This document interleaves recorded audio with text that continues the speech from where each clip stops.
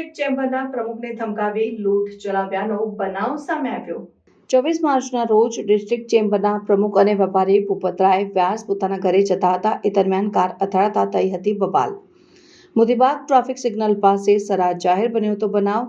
અમે ભાવનગરના ડોન છે તેમ કહીને 3 શખ્સોએ ડિસ્ટ્રિક્ટ ચેમ્બરના પ્રમુખને ધમકાવી કારમાં રહેલ ₹5,000નું કવર લઈ નાસી છૂટ્યા। ડિસ્ટ્રિક્ટ ચેમ્બરના પ્રમુખ સાથે કાર અથડાવી તેમનું ગળું દબાવી ધમકાવી નાસી છૂટ્યા। ત્રણેય શખ્સોએ અમે ભાવનગરના ડોન છીએ અને અમારો 365 દિવસનો આ ધંધો છે, તું રૂપિયા નહીં આપે તો જાનથી મારી નાખીશું ને આપી ધમકી। સમગ્ર મામલે ગત રાત્રિના નીલમબાગ પોલીસ મથકમાં નોંધાઈ પોલીસ ફરિયાદ। પોલીસે ફરિયાદ નોંધી 3 આરોપીઓને શોધવા તજવીજ હાથ ધરી। રિપોર્ટર ફિરોઝ મલિક સાથે કેમેરામેન બીજલભાઈ માલકિયા, ભાવનગર।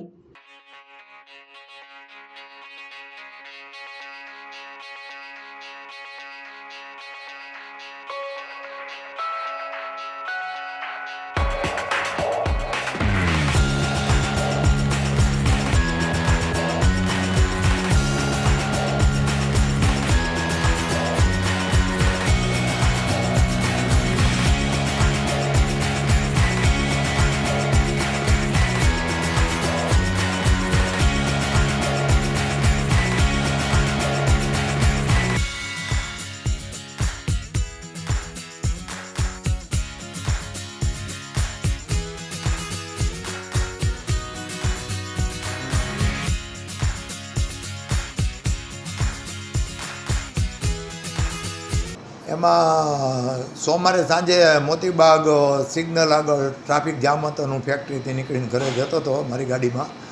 ત્યાં આગળ ખૂબ ટ્રાફિક જામ હતો અને બસ પણ એક ઊભેલી 5-10 મિનિટ ટ્રાફિક ક્લિયર થયો એટલે હું ત્યાંથી પસાર થયો।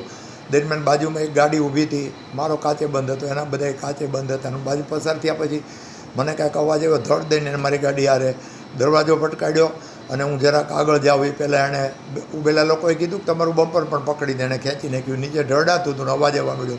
એક જણ મારી ગાડીમાં બેસી ગયો, એક બીજો દરવાજો ખોલીને મને પકડવા મળ્યો। અંદર મને ધાક ધમકીને મારી ગાડીને તમે નુકસાન કર્યું છે ને પૈસા દેવા પડશે, નીચે ઉતરને તને જોઈ લઈને।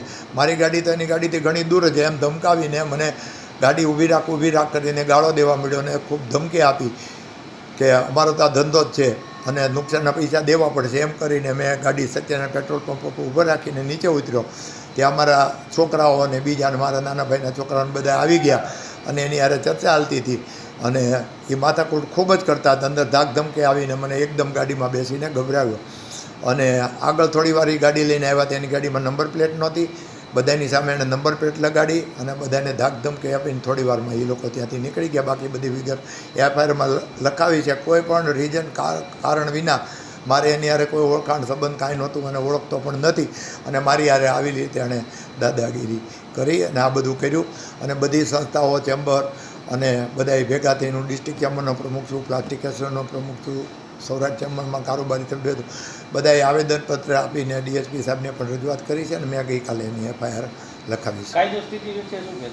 કાયદાના પરિસ્થિતિમાં આવી રીતે જો અમારે જેવા માણસોને કોઈ પણ નિર્દોષ નાગરિકને કોઈ પણ કારણ વિના, કોઈ પણ બનાવ બન્યા વિના ખાલી હેરાન કરવાથી અને મને ખાલી ધાક ધમકી આપીને જો લોકો કે છોકરાઓ ન થઈ ગયા હોત તો કદાચ મારી પાસેથી પૈસા પડાવી લેત। મારો મોબાઈલ પણ આંચકવાની કોશિશ કરી, પડી ગયો। એક પૈસાનું કવર પણ ત્યાંથી ગુમ થઈ ગયું એ ખબર પડી। એટલે એક જ ઈરાદાપૂર્વક મને હેરાન કરીને મને લાગે છે કે ધાક ધમકી આપીને પૈસા પડાવવાનું પ્રોગ્રામ।